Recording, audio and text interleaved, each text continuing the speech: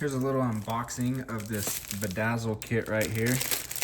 All comes wrapped up in this plastic. So let's get it out of there. And it comes with these B7000 glue tubes right here. And then you got a couple extra tools. You got a little white pencil right there. And a little pliers, not pliers, what do you call that? Forceps or whatever, to help you pick up all the little bedazzle jewels. You know, it's really nice that each thing comes separated in its own little compartment, each color, so that they don't mix. I'm gonna set this down to open it, just so I don't spill stuff out.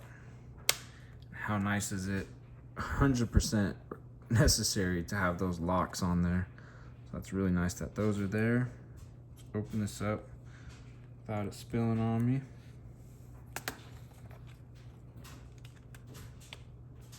Oh, we got tape on the side. We got tape on the side. Let me slice through that tape. There we go. And this side. There we go.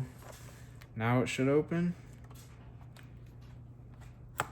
Now it opens.